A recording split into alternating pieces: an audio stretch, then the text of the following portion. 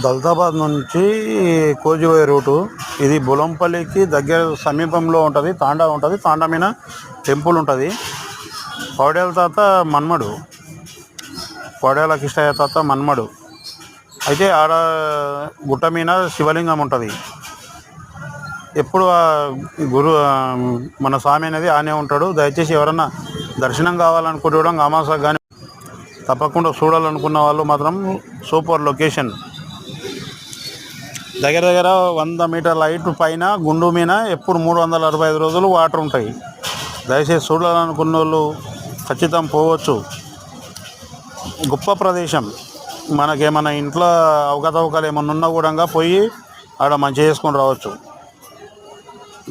స్వామి మంచిగా చేస్తాడు. అన్ని రకాలుగా చూస్తాడు.